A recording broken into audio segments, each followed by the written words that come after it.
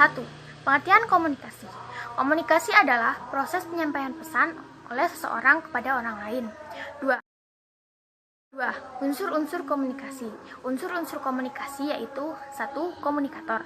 Komunikator adalah orang yang menyampaikan pesan kepada komunikan. 2. Pesan.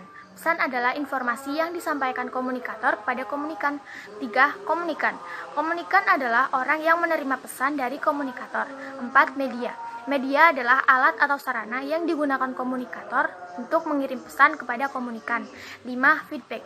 Feedback adalah tanggapan akhir dari komunikan setelah mendapat pesan dari komunikator. 6. Efek. Efek adalah hasil tanggapan dari komunikan yang memengaruhi komunikator. Fungsi komunikasi di tempat kerja yaitu 1. Penyalur informasi. 2. Memudahkan pekerjaan. 3. Menghindari kesalahpahaman. 4. Sarana koordinasi. Assalamualaikum warahmatullahi wabarakatuh. Perkenalkan, nama saya Rono Mardani. Di sini saya akan menjelaskan tentang tujuan komunikasi di pelajaran administrasi umum. Tujuan komunikasi jika menurut Trianugroho adalah terciptanya pemahaman bersama atau mengubah persepsi bahkan perilaku. Sedangkan menurut kajian Robert Hahn, merupakan hal utama dari komunikasi adalah pertukaran informasi dan penyampaian makna suatu sistem sosial atau organisasi.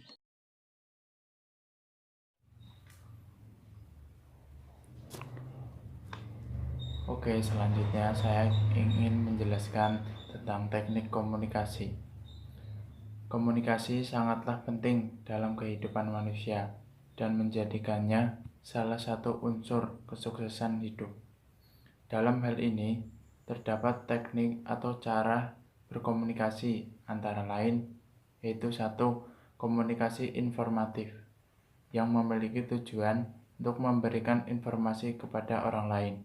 Yang kedua, komunikasi persuasif, yang bertujuan agar penerima pesan paham apa yang kita sampaikan. Yang ketiga, komunikasi instruktif, yang bertujuan untuk mengajak orang untuk melakukan prosedur yang mengandung keharusan. Yang keempat, komunikasi hubungan manusia, yaitu interaksi seorang dengan orang lain. Perkenalkan, nama saya Amelia Titik Maslahah, nomor urut 7 dari kelas 10 BDP 3. Di sini saya akan menjelaskan tentang bidang komunikasi di tempat kerja. Ada beberapa macam bidang komunikasi di tempat kerja. Di antaranya, 1. Komunikasi sosial. 2. Komunikasi organisasional. 3. Komunikasi bisnis. 4. Komunikasi politik. 5. Komunikasi internasional. 6. Komunikasi antar budaya. 7. Komunikasi pembangunan. 8. Komunikasi tradisional. Di sini saya akan menjelaskan bentuk-bentuk komunikasi di tempat kerja. Ada 5 bentuk komunikasi di tempat kerja, di antaranya 1. Komunikasi intrapersonal. Komunikasi intrapersonal adalah komunikasi yang terjadi dengan diri sendiri tanpa melibatkan orang lain. Kedua, komunikasi interpersonal. Komunikasi interpersonal adalah komunikasi yang melibatkan 2 orang dalam situasi tertentu. 3. Komunikasi kelompok. Komunikasi kelompok adalah komunikasi yang dilakukan antara seseorang dengan sekelompok orang dalam situasi tatap muka. 4. Komunikasi organisasi. Komunikasi organisasi adalah komunikasi yang terjadi dalam suatu organisasi, baik yang dilakukan antar individu, individu dengan kelompok, serta kelompok dengan kelompok, baik yang sifatnya formal maupun tidak formal. 5. Komunikasi massa. Komunikasi massa adalah penyampaian pesan kepada banyak orang yang dilakukan melalui media massa agar pesan yang disampaikan diterima pada waktu yang bersamaan.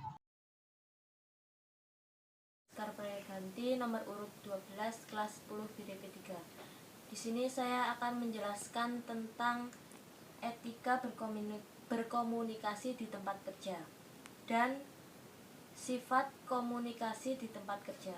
Untuk yang pertama kita akan membahas etika di tempat kerja. Di sini etika adalah prinsip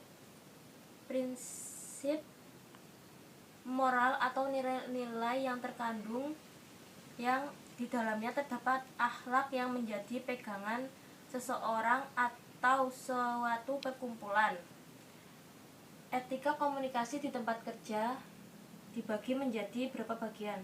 Pertama, menghargai atau menghormati dan menghargai orang lain merupakan prinsip pertama dalam berkomunikasi. 2. Empati adalah kemampuan untuk menempatkan diri pada situasi yang dihadapi oleh orang lain. 3. Memahami. Jika empati adalah kita harus mendengar atau menerima umpan balik dengan baik, maka memahami berarti berisi pesan yang kita sampaikan dapat dipahami oleh orang lain. 4. Jelas. Pesan yang disampaikan dari komunikator harus jelas. 5.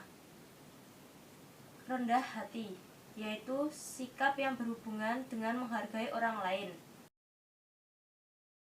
Komunikasi. Terdapat beberapa macam sifat komunikasi. Sifat komunikasi tersebut adalah sebagai berikut.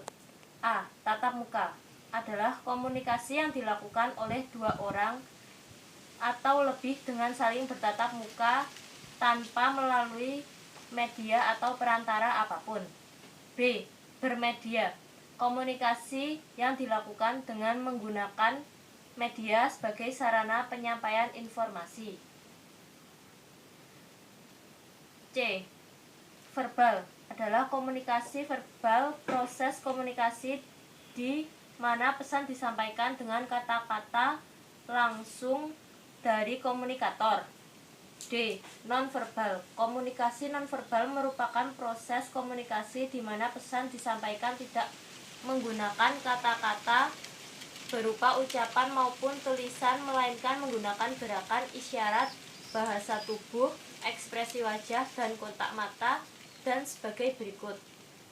Sekian penjelasan dari saya. Terima kasih.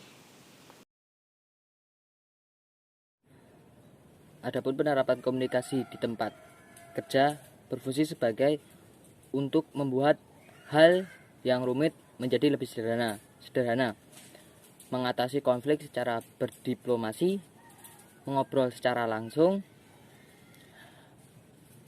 menghargai perbedaan di kantor, memberikan feedback yang baik, memberikan kepercayaan kepada karyawan dari seorang bos atau manajer, menselaraskan perkataan dengan